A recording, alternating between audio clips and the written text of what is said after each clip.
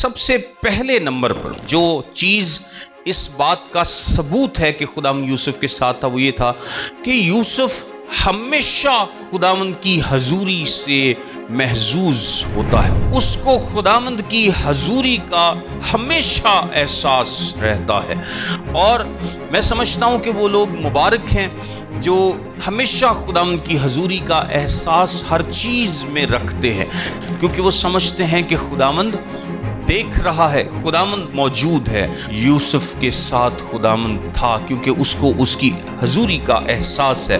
خدا کی حضوری کا احساس ایک مضبوط دیوار بن جاتا ہے آپ کے اور گناہ کے درمیان میں۔ اگر آپ کی زندگی بھی اس احساس کے زیر اثر ہے اور آپ اسی طرح سے زندگی گزارتے ہیں، ایسا نہیں ہوتا۔ یہ میرے اور خدا کے آپس کا معاملہ ہے اور یہ دل کا معاملہ ہے، لیکن خدا ہمیشہ ہمارے ساتھ ہے۔ خدا کے پاک کلام میں سے دیکھیں، پیدائش کی کتاب اس کا 39واں باب اور اس کی دوسری اور تیسری آیت۔ پیدائش کی کتاب اس کا 39واں باب اور اس کی دوسری اور تیسری آیت میں لکھا ہے، اور خداوند یوسف کے ساتھ تھا اور وہ ایک بال مند ہوا اور اپنے مصری آقا کے گھر میں رہتا تھا، اور اس کے آقا نے دیکھا کہ خداوند اس کے ساتھ ہے، اور جس کام کو وہ ہاتھ لگاتا ہے خداوند اس میں اسے اقبال مند کرتا ہے۔ آمین۔ آج ہم خداوند کے پاک کلام میں سے یوسف کی زندگی کے تعلق سے چند ایک اہم اور خوبصورت باتیں سیکھیں گے، اور میں ایمان رکھتا ہوں کہ ہم سب اس کے وسیلے سے برکت پائیں گے۔ آمین۔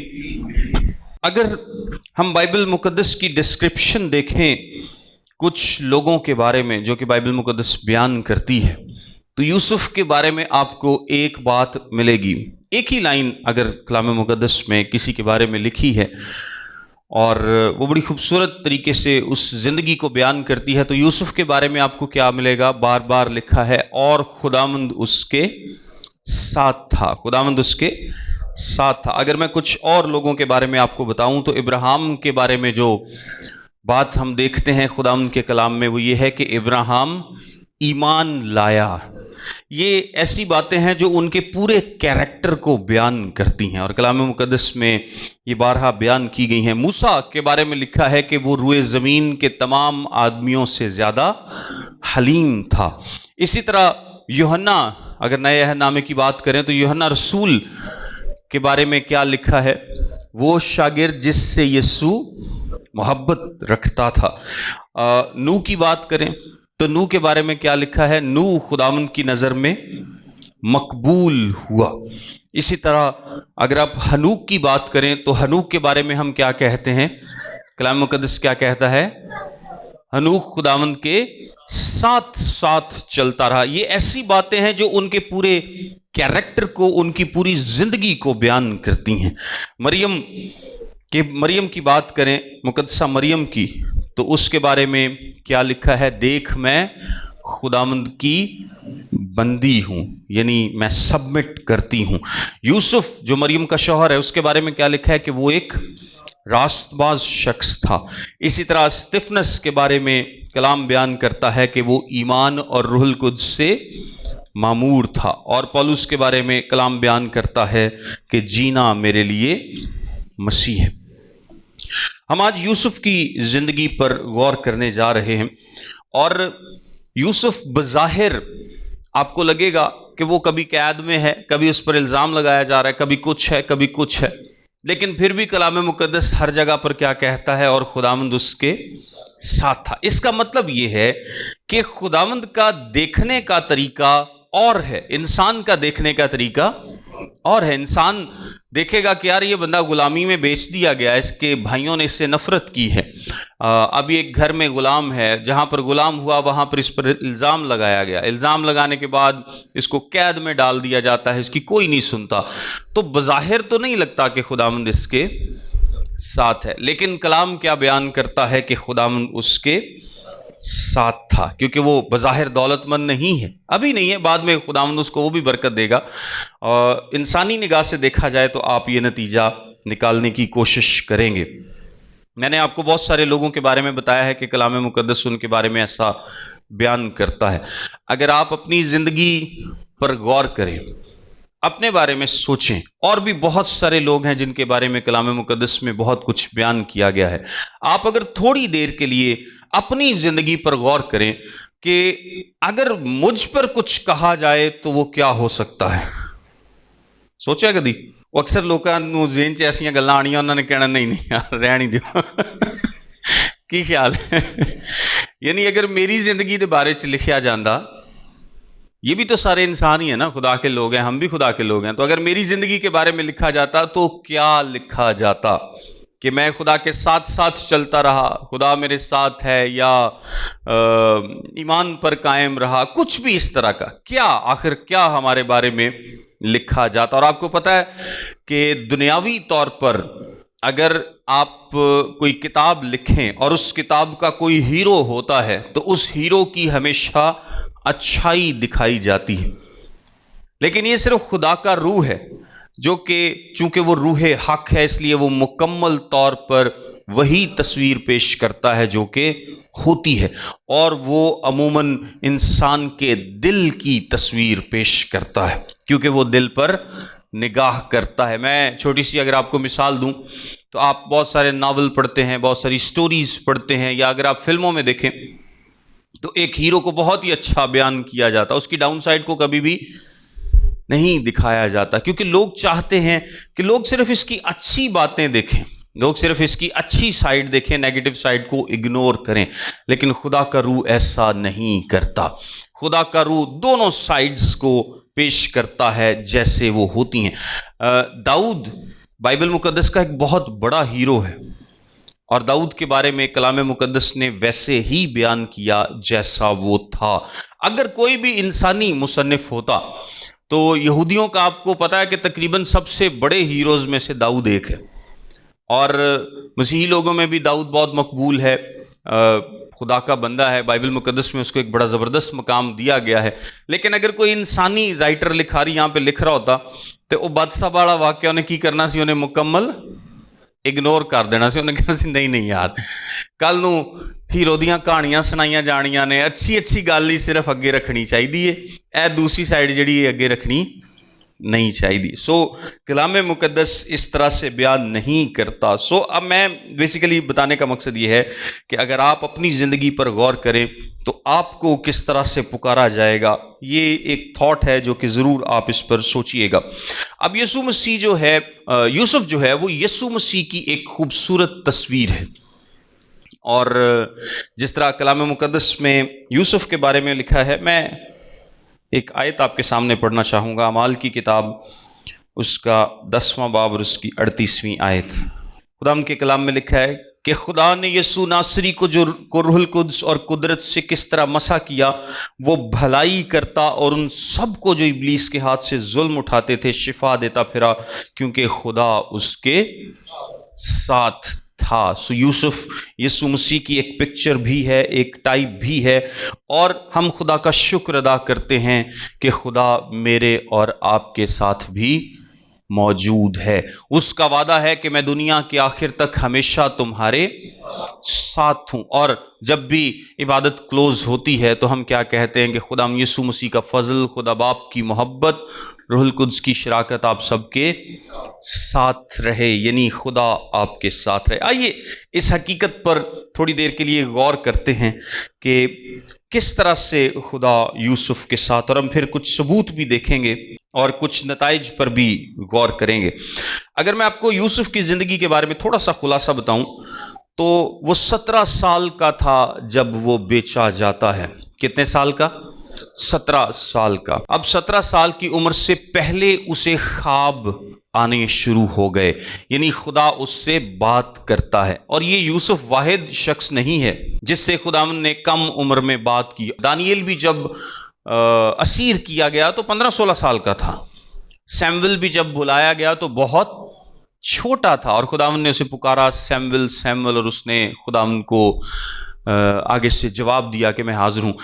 خداوند اگر آپ کو چھوٹی عمر میں کال کرتا ہے، بلاتا ہے، تو یہ بہت ہی بابرکت بات ہے۔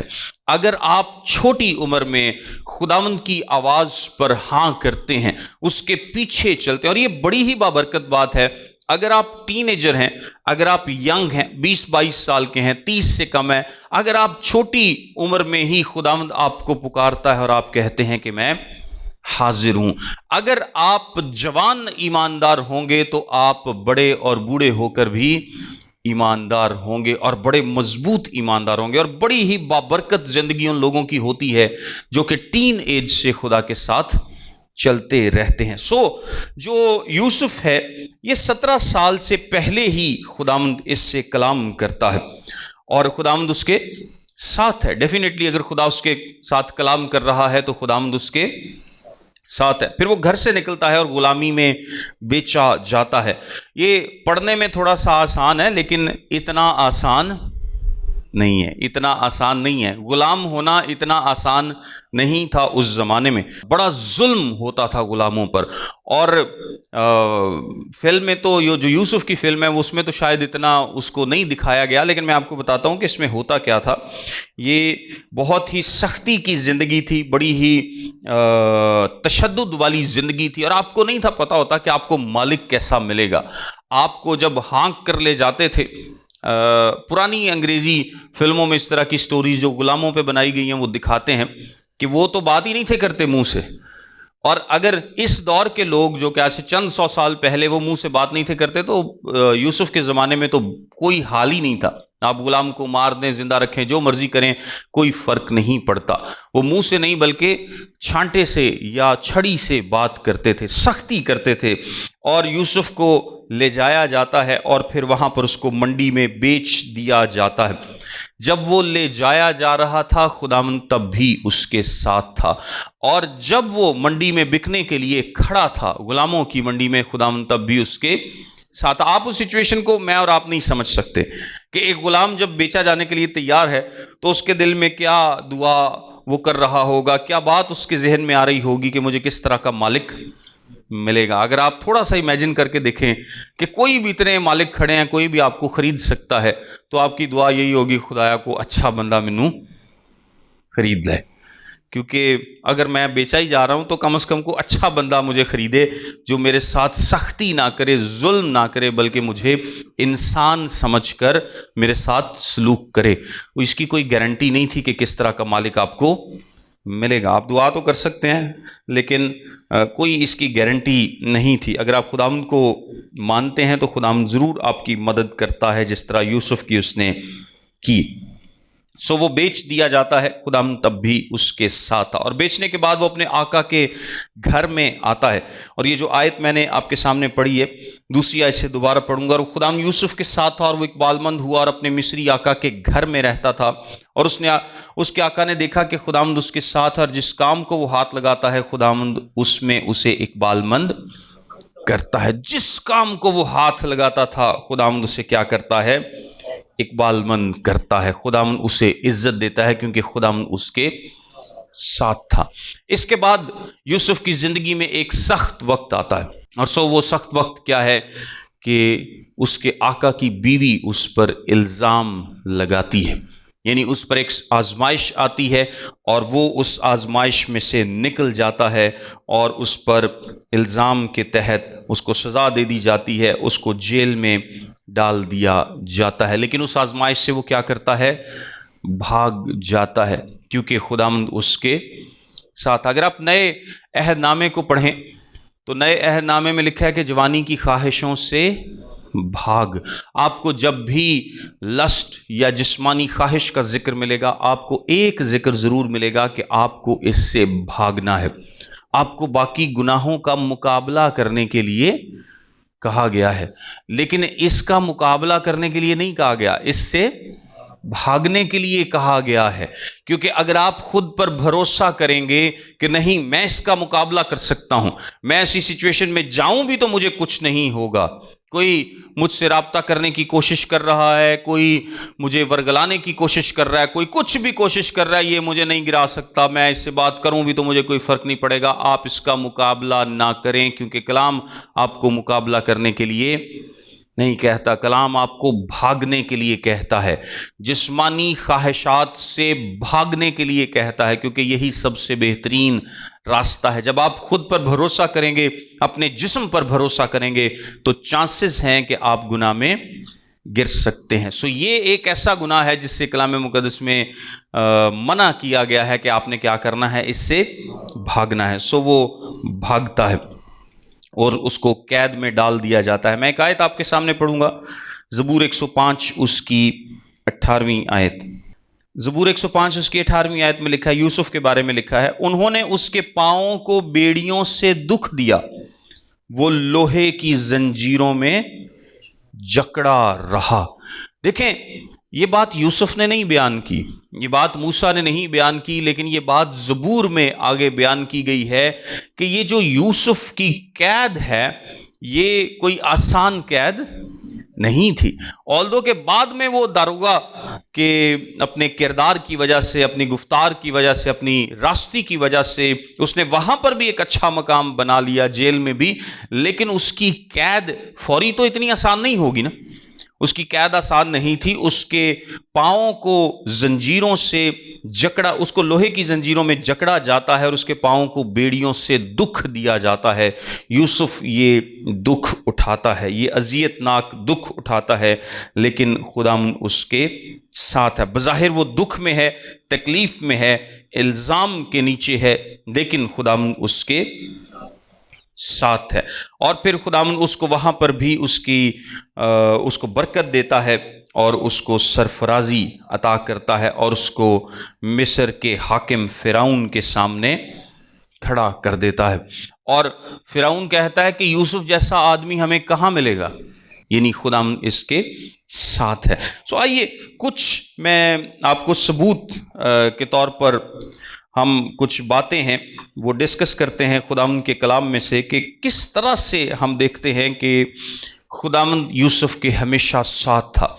سب سے پہلے نمبر پر جو چیز اس بات کا ثبوت ہے کہ خداوند یوسف کے ساتھ تھا، وہ یہ تھا کہ یوسف ہمیشہ خداوند کی حضوری سے محظوظ ہوتا ہے، اس کو خداوند کی حضوری کا ہمیشہ احساس رہتا ہے۔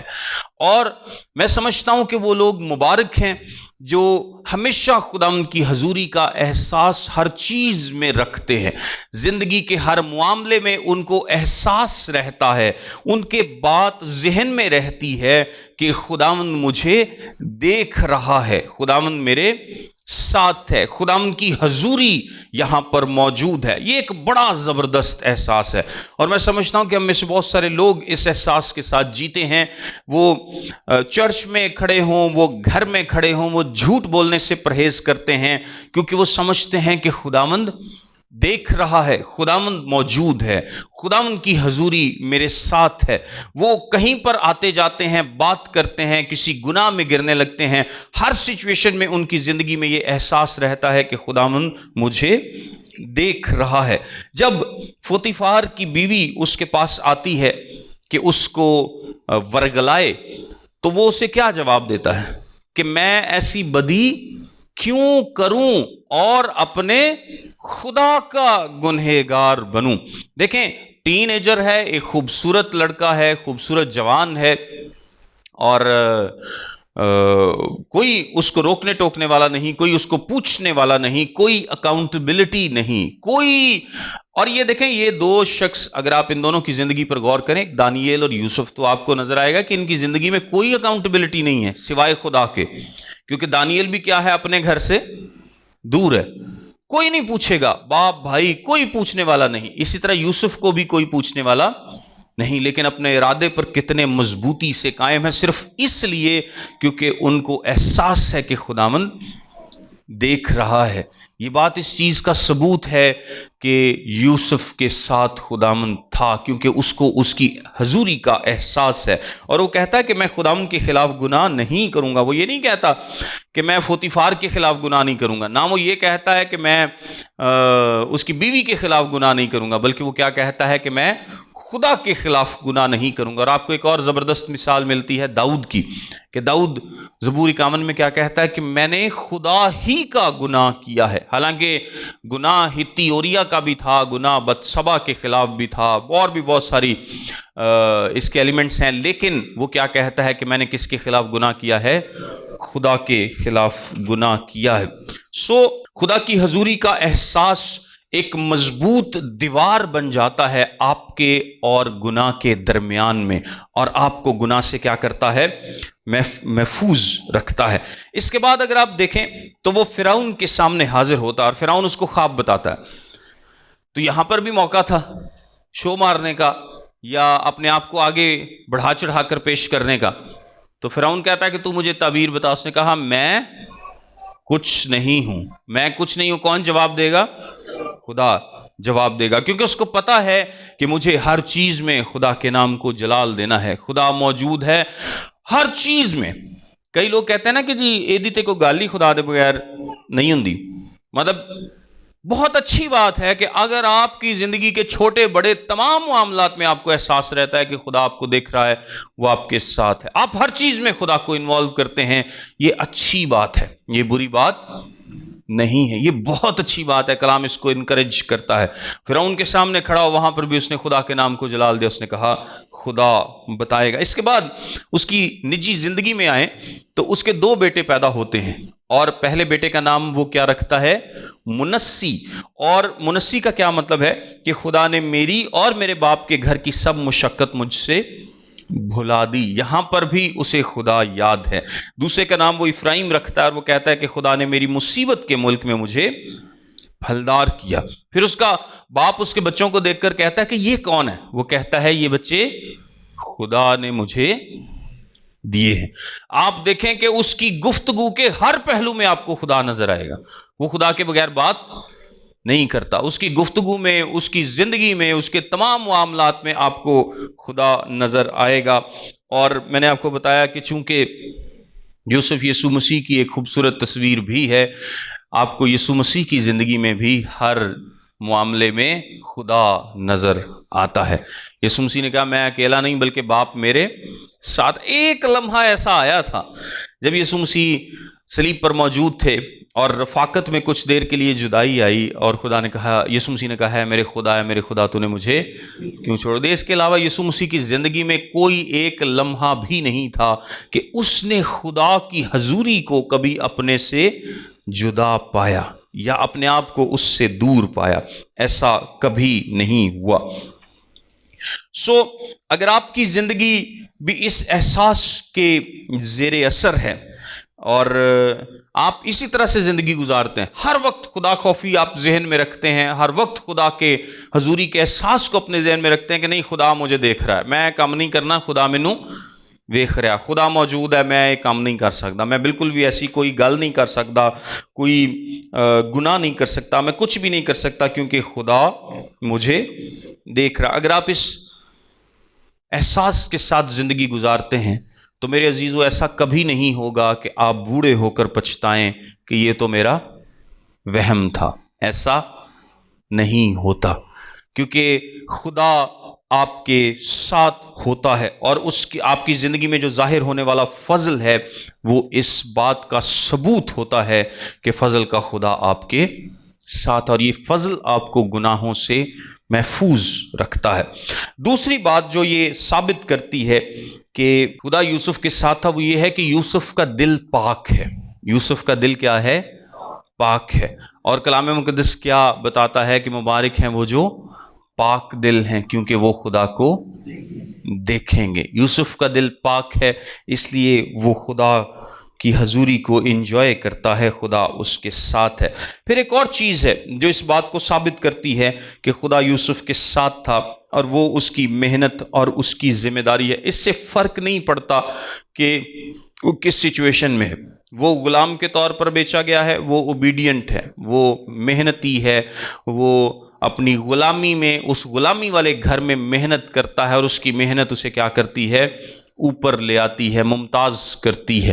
اس کے بعد وہ قید میں ڈالا جاتا ہے, تو قید میں بھی وہ داروغہ اور باقی سب لوگوں کی نظروں میں کیا ہو جاتا ہے, ممتاز, کیونکہ اس کی سچویشن سے فرق نہیں پڑتا بلکہ اس کے کیریکٹر سے فرق پڑتا ہے. وہ محنتی ہے, وہ ذمہ دار ہے. اور جب وہ فرعون اس کو ایک ذمہ داری دیتا ہے تو وہاں پر کیا لکھا ہے کہ یوسف فوراً ملک کی سیر کو چلا جاتا ہے. ملک کی سیر یعنی وہ فوراً ملک کے حالات دیکھنے کو چلا جاتا ہے. جب اس کو ذمہ داری دی جاتی ہے تو وہ یہ نہیں کہتا کہ نہیں ہونے جناب بس میری بلے بلے ہوئے تو میں اتوں ہی بہ کے آرڈر دواں گا, نہیں, وہ فوراً سارے ملک دا چکر لاؤندا ہے, فوراً اپنے کام پر لگ جاتا ہے. اور نہ حالانکہ وہ شکایت کر سکتا تھا, یوسف کی زندگی میں بہت کچھ تھا خدا کے حضور میں شکایت کرنے کے لیے, لیکن آپ کبھی اس کے لبوں پر شکایت نہیں دیکھتے. اور یہ بات بھی ہمیں یسوع مسیح کی یاد دلاتی ہے کہ یسوع مسیح نے بھی کبھی شکایت نہیں کی, کبھی کوئی شکایتی رویہ اس کی زبان پر نہیں آیا. پھر ایک اور چیز جو ثابت کرتی ہے وہ اس کا نرم دل اور ہمدرد رویہ ہے.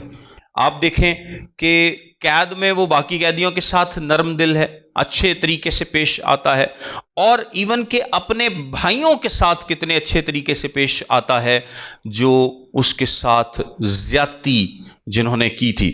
اور اگر اس نے اپنے بھائیوں کو کچھ کہا بھی ہے, کوئی تنبیہ بھی کی ہے, تو وہ بھی ان کی بھلائی کے لیے کی ہے, تاکہ ان کو سکھا سکے, ان کی زندگی میں موجود اس گناہ کو, اس گلٹ کو باہر لا سکے, اور خدا کے فضل سے ان کو اس ساری سچویشن سے نکال سکے. وہ جو گلٹ اتنے عرصے سے اپنے دل میں لیے پھر رہے ہیں, یعنی اس کی محبت میں اصلاح ہے, اور خدا کی محبت میں بھی کیا ہوتی ہے, ہمیشہ اصلاح ہوتی ہے. اور جیسا میں نے آپ کو بتایا کہ اس کی حکمت اور اس کی خاموشی یہ بتاتی ہے کہ خدا اس کے ساتھ تھا. یسوع مسیح کے بارے میں بھی کیا لکھا ہے کہ جس طرح بھیڑ اپنے بال کترنے والوں کے سامنے خاموش ہے, وہ بھی کیا تھا, خاموش تھا, اس نے کوئی شکایت نہیں کی. بہت دیکھیں آسان نہیں ہوتا کہ آپ پر الزام لگایا جائے اور آپ خاموش رہیں, آسان نہیں ہوتا, لیکن یہ آپ کے بھروسے کو شو کرتا ہے. اگر آپ میں سے کسی پر بھی کوئی بھی شخص چوری کا الزام لگا دے اور آپ کے ذہن میں بھی کبھی چوری نہ آئی ہو, تو آپ کو کتنا برا لگے گا یہ آپ ہی جان سکتے ہیں. کیا خیال ہے؟ کوئی آپ کو چور کہے, کوئی آپ کو زناکار کہے, اور آپ کبھی بھی ویسے گناہ میں ملوث نہیں رہے, تو یہ آپ یہ اندازہ لگا سکتے ہیں کہ آپ کو یہ بات کتنی زیادہ شدید قسم کی بری لگے گی, اور آپ کتنا زیادہ خود کو ایکسپلین کرنے کی یا ثابت کرنے کی کوشش کریں گے کہ نہیں ایسا نہیں ہے, میں ایسا نہیں ہوں.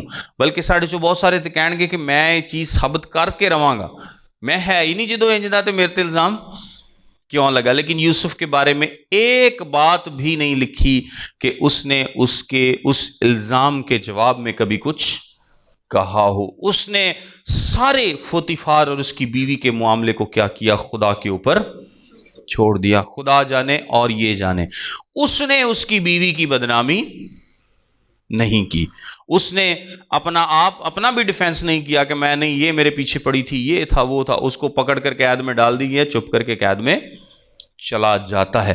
یہ بھروسہ, یہ ٹرسٹ اس بات کا ثبوت ہے, یہ شکایت نہ کرنا اس بات کا ثبوت ہے کہ وہ خدا پر مکمل بھروسہ کر رہا ہے. اور بعض اوقات ہم ایسا کرتے ہیں کہ ہم خود سے اپنے لیے راستہ تلاش کرتے ہیں, خود سے اپنے لیے سچویشن کو ٹھیک کرنے کی کوشش کرتے ہیں. بہتر یہ ہوتا ہے کہ ہم خدا کے ہاتھ میں چھوڑ دیں, اور یہ سب سے اعلیٰ درجہ ہے بھروسے کا, جب آپ سچویشن کو کیا کرتے ہیں, خداوند کے اوپر چھوڑ دیتے ہیں, کیونکہ خداوند آپ کے ساتھ ہے, اور پھر وہ آپ کو سچویشن سے نکال لیتا ہے. اس کی خاموشی کا یہ مطلب نہیں تھا کہ یوسف ساری عمر جیل میں سڑتا رہے گا, بلکہ یوسف کی خاموشی کے باوجود وہ بہت جلد اس جیل سے نکل آئے گا, کیونکہ خداوند اس کے ساتھ. اور ایک آخری وجہ, اور یہ بڑی ہی خوبصورت وجہ ہے کہ یوسف خداوند یوسف کے ساتھ تھا، اس کا ایک اور ثبوت یہ ہے کہ یوسف اپنے لوگوں اور اپنے خدا اور اپنے عہد کے ساتھ وفادار رہا۔ یوسف اپنے خدا، اپنے لوگوں اور اپنے عہد کے ساتھ جو کہ خدا نے بنی اسرائیل سے مانگا ہے، ہمیشہ وفادار رہا۔ وہ کبھی مصری نہیں بنا۔ آمین۔ ہم میں سے بہت سارے لوگ ہیں، جب شہرت ملتی ہے، جب دولت ملتی ہے، جب تھوڑی سی آؤ بھگت ملتی ہے، سچویشن تبدیل ہوتی ہے، تو ہم کیا ہو جاتے ہیں؟ ہم مصریوں میں مصری بن جاتے ہیں۔ ہم اپنی آئیڈینٹی بھول جاتے ہیں، ہم اپنی شناخت کو بھول جاتے ہیں، ہم ان جیسے ہو جاتے ہیں جن میں ہم موجود ہوتے ہیں۔ اور ایون کہ اکثر لوگوں کو میں کہتا ہوں، دیکھتا ہوں جو کہ غیر اقوام میں رہتے ہیں، اور وہ ویسے ہی الفاظ استعمال کرنا شروع کر دیتے ہیں جیسے کہ غیر اقوام کے لوگ استعمال کرتے ہیں۔ انہوں نے اگر شکر بھی کرنا نا تو انہوں نے شکر خدا دا اے نہیں کہنا، کرسچن ویکھ کے انہوں نے شکر خدا دا کہنا، تے غیر قوم ویکھ کے انہوں نے او دے حساب نہ کہنا۔ وہ تبدیل کر لیندے نے اپنے آپ، وہ یار سارا دن انہاں چ رہیدا ہے تو پھر اس حساب نہ ہی بولنا پیندا ہے۔ اپنی شناخت تسی تبدیل نہیں کرنی۔ یوسف کی زندگی میں بڑی ہی خوبصورت بات ہے کہ وہ مصریوں میں مصری نہیں بنا، وہ اپنے خدا کو اس نے یاد رکھا۔ اور میں نے آپ کو بتایا کہ کس طرح سے ہر چیز میں وہ خدا کا نام لیتا ہے۔ چاہے وہ فرعون کے سامنے کھڑا، اس نے انہیں نہیں ویکھیا کہ فرعون جناب ساڈے خدا نو تے ماندا ہی نہیں، کی خیال ہے تے میں اپنے خدا دا نام دے اگے لواں۔ اسی تے اکثر غیر قوماں دے اگے جا کے کہہ دینے نے کہ کہڑے یسوع نو مانتے نے، ایتھے یسوع دا نام لین دا کی فائدہ ہے؟ اسی کیونکہ ساری زندگی یوسف وگری نہیں ہے، اسی تے ویسے ہی بڑے کمپرومائز کیتے ہیں لائف سے، ہے ایسا ہے کہ نہیں؟ مطلب آپ اکثر دیکھیں تو مسیحی لوگ جا کر زیادہ سے زیادہ خدا کہہ لیں گے، یسوع کا نام نہیں لیں گے جلدی۔ بہت کم لوگ ہیں جو لیتے ہیں غیر اقوام کے سامنے، وہ یہ کہڑے مانتے ہیں؟ تو یوسف فرعون کہڑا ماندا سی؟ لیکن یوسف نے کیا کیا ہے؟ خدا کے نام کو فرعون کے سامنے جلال دیا ہے، کیونکہ اسی کا جلال بنتا ہے۔ سو وہ مصریوں میں مصری نہیں بنا، اس نے اپنی آئیڈینٹی برقرار رکھی۔ بے شک فرعون نے اس کی شادی ایک کاہن کی بیٹی سے کرا دی جو کہ بت پرست ہوگا، اور اس کی بیٹی بھی شاید بت پرست ہوگی، لیکن یوسف کی آئیڈینٹی نہیں بدلی۔ بیٹی میں ایمان رکھتا ہوں بدل گئی ہوگی، لیکن یوسف کی آئیڈینٹی نہیں بدلی۔ اس نے اپنے بچوں کے نام وہی رکھے جو کہ اس کو اپنی آئیڈینٹی کے مطابق رکھنے چاہیے تھے، اور پھر وہ اپنے باپ سے بھی درخواست کرتا ہے کہ وہ اس کے لیے برکت کی دعا کرے، اور یہاں تک وہ وفادار ہے عہد کے ساتھ کہ وہ کہتا ہے کہ میری لاش تک تسی ایتھے نہیں چھڈنی۔ خدا کے ساتھ عہد اور اپنی قوم کے ساتھ اور عہد کے ساتھ کتنا وفادار ہے کہ وہ کہتا ہے کہ میری لاش تک تسی ایتھے نہیں چھڈنی۔ میں مصری نہیں ہوں، میں یہاں پر موجود ضرور ہوں خدا کی مرضی سے، لیکن میں مصری نہیں ہوں، میں عہد کا فرزند ہوں، میں عہد میں شامل ہوں، ابراہیم، اسحاق اور یعقوب کی اولاد ہوں، اور مجھے یہاں سے وہاں لے جایا جائے، اس وعدے کی سرزمین میں لے جایا جائے جس کا خدا نے وعدہ کیا تھا۔ میری یہاں پر آئیڈینٹی نہیں ہے۔ سو اس نے بہت دولت پائی، لیکن اس کی دولت نے اس کے خدا کو اس سے نہیں چھینا، اس کی شناخت تبدیل نہیں ہوئی۔ اور کلام مقدس اس کے بارے میں کیا بیان کرتا ہے کہ وہ اقبال مند تھا۔ میں یہاں پر ایک چھوٹی سی بات آپ کو بتانا چاہوں گا کہ خدا اس کے ساتھ ہے، کلام مقدس بتاتا ہے، لیکن اس سے نفرت کی گئی۔ اس کے بھائی کیا کرتے ہیں؟ اس سے نفرت کرتے ہیں۔ خدا اس کے ساتھ ہے، لیکن اس پر آزمائش آئی، اس پر آزمائش آئی۔ خدا اس کے ساتھ ہے، لیکن اسے بدنام کیا گیا، اسے بدنام کیا گیا۔ خدا اس کے ساتھ ہے، لیکن اس کو قید میں ڈالا گیا، اور خدا اس کے ساتھ ہے، پھر بھی مایوسی بھی ایک وقت میں اس پر حملہ کرتی ہے جب وہ ان دو قیدیوں سے کہتا ہے کہ فرعون کے سامنے کیا کرنا؟ میری سفارش کرنا، میری ذرا گل بات کرنا۔ اس کا مطلب ہے کہ ایک وقت میں مایوسی بھی اس پر آئی ہے۔ سو اس کے بتانے کا مقصد کیا؟ بتانے کا مقصد یہ ہے کہ یہ باتیں ساری ظاہری ہیں۔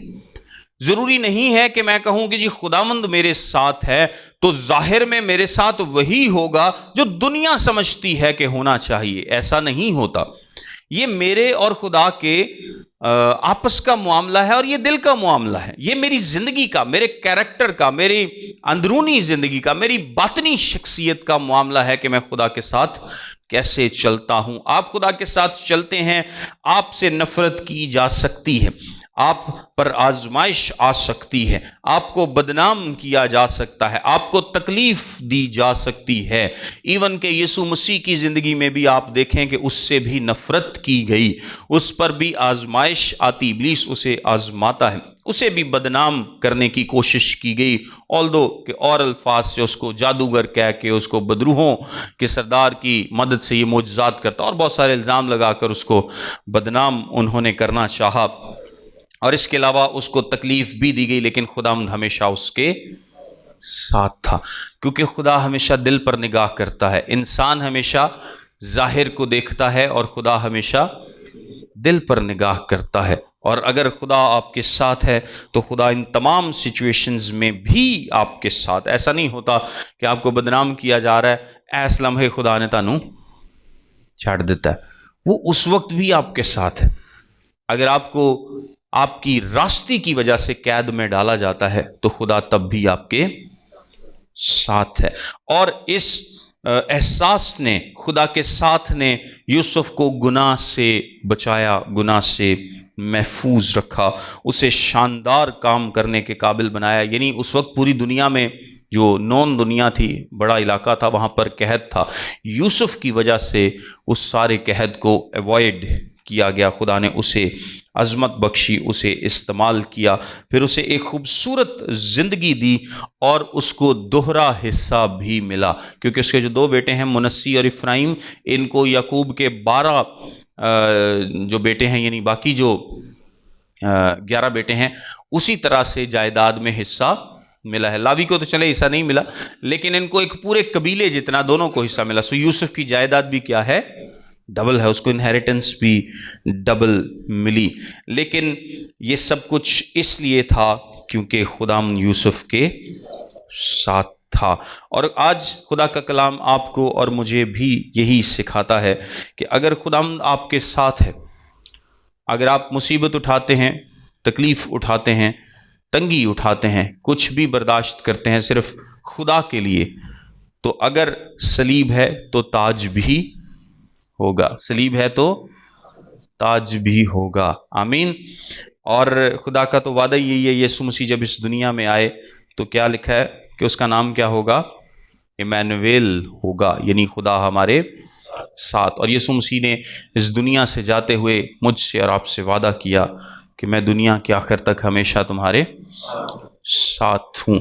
ہم اس احساس کو بھول جاتے ہیں، ہم اس بات کو بھول جاتے ہیں کہ خداوند ہمارے ساتھ ہے یا نہیں۔ ہمارا ایمان کمزور پڑتا ہے، ہم لغزش کھاتے ہیں، لیکن خداوند ہمیشہ ہمارے ساتھ ہے۔ اور اگر یہ احساس آپ کی زندگی میں یوسف کی طرح ہمیشہ رہے گا تو یہ آپ کو گناہ سے محفوظ رکھے گا، اور آپ کو یوسف کی طرح ایک عظیم شخصیت بننے کا، عظیم شخصیت سے میری مراد دنیاوی طور پر عظیم نہیں، بلکہ خدا کے نزدیک ایک بابرکت شخصیت بننے کا فضل عطا کرے گا۔ آمین۔